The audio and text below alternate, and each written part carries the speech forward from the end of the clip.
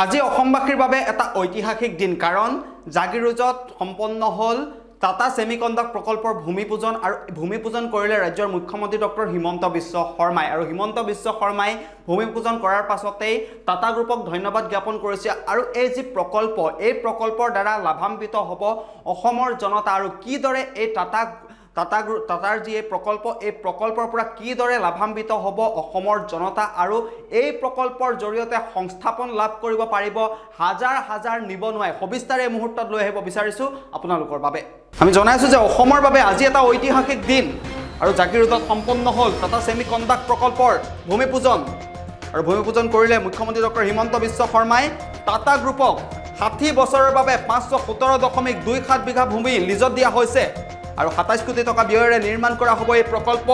2026 চনৰ ভিতৰত সম্পূৰ্ণ হ'ব প্ৰকল্পৰ কাম আৰু দৈনিক 4.8 কোটি চিপছ নিৰ্মাণ কৰা হ'ব প্ৰকল্পটোত আৰু প্ৰকল্পটোত সংস্থাপন দিয়া হ'ব 30,000 নিবনুৱাক আৰু টাটা গ্ৰুপক আন্তৰিক ধন্যবাদ জনাইছে মুখ্যমন্ত্ৰী গৰাকী আৰু অসমত বৃহৎ বিনিয়োগ কৰিছে টাটা গ্ৰুপে আৰু অসমৰ প্ৰতি সুন্দৰ ধাৰণা আছে টাটা গ্ৰুপৰ হিমন্ত বিশ্ব শৰ্মাই জনাইছে আৰু 1000 শিক্ষাৰ্থীক প্ৰশিক্ষণ দিব টাটা গ্ৰুপে আৰু প্ৰশিক্ষণৰ অন্ততেই সংস্থাপন লাভ কৰিব প্ৰকল্পটোত এটা ভাল খবৰ যে অসমত জাগিৰোডত সম্পন্ন কৰা হৈছে টাটা সেমিকন্ডাক্টৰ প্ৰকল্পৰ ভূমিপূজন আৰু মুখ্যমন্ত্ৰী গৰাকীয়ে ভূমিপূজন কৰিছে টাটা গ্ৰুপক 60 বছৰৰ বাবে 517.27 বিঘা ভূমি লিজত দিয়া হৈছে আৰু 27 কোটি টকা ব্যয়েৰে নিৰ্মাণ কৰা হ'ব এই প্ৰকল্প 2026 চনৰ ভিতৰত সম্পূৰ্ণ হ'ব প্ৰকল্পৰ কাম আৰু দৈনিক 4.8 কোটি চিপছ নিৰ্মাণ কৰা হ'ব এই প্ৰকল্পটোত সংস্থাপন দিয়া হ'ব 30,000 নিবনুৱাক আৰু টাটা গ্ৰুপক আন্তৰিক ধন্যবাদ জ্ঞাপন কৰিছে মুখ্যমন্ত্ৰী গৰাকীয়ে 1000 শিক্ষাৰ্থীক প্ৰশিক্ষণ দিব টাটা গ্ৰুপে আৰু প্ৰশিক্ষণৰ অন্ততেই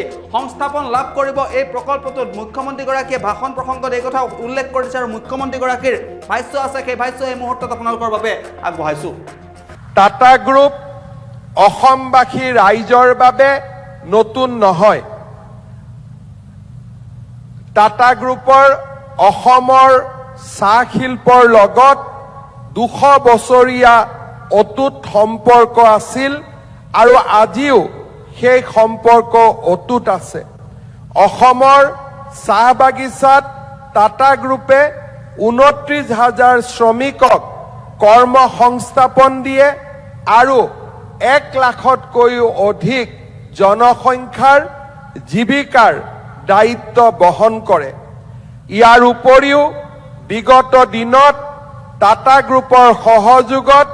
ৰাজ্য চৰকাৰে কেন্সাৰ চিকিৎসাৰ এক নতুন ধাৰণা আমাৰ ৰাজ্যখনত স্থাপন কৰিবলৈ সক্ষম হৈছিল টাটা গ্ৰুপৰ লগত যৌথভাৱে অসমৰ পলিটেকনিক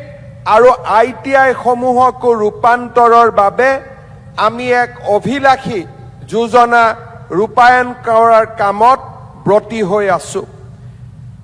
ৰাজ্যখনত সন্ত্ৰাসবাদ আৰু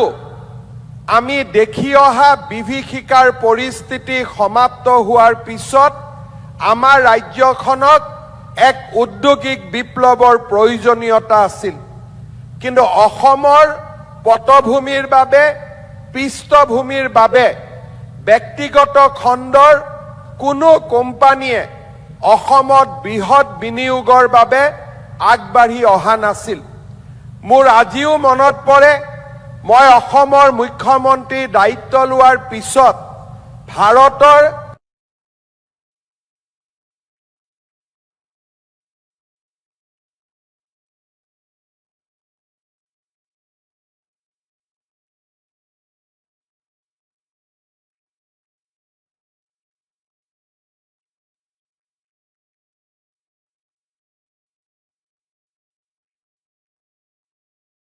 কথাষাৰ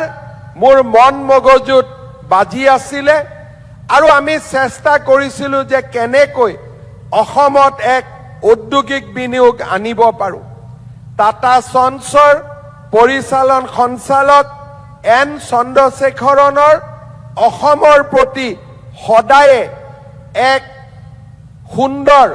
ধাৰণা আছিলে মোৰ মনত পৰে আজিৰ পৰা প্ৰায় 15 বছৰ আগত যেতিয়া আমি অসমত Indian Institute of information technology প্ৰতিষ্ঠা কৰাৰ বাবে কাম কৰিছিলোঁ ভাৰত চৰকাৰে আমাক কৈছিলে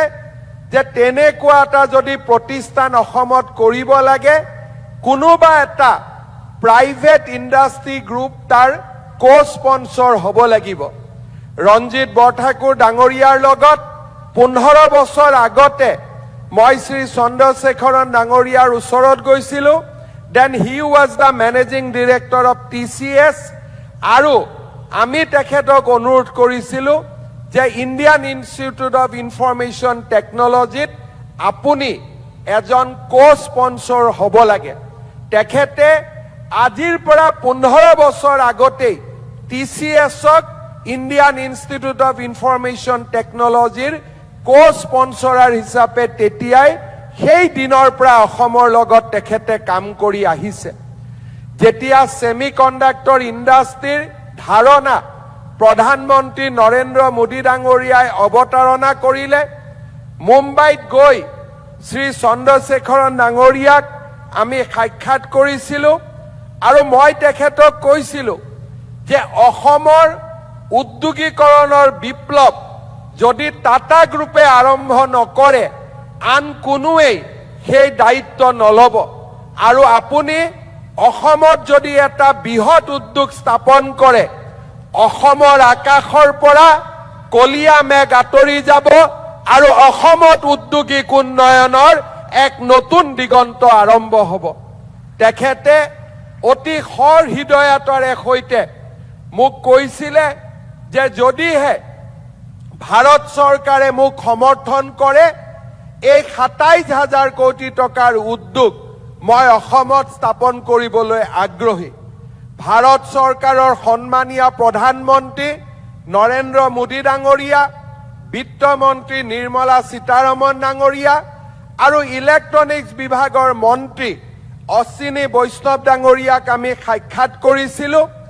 আৰু তিনিওজনে একেমুখত কৈছিলে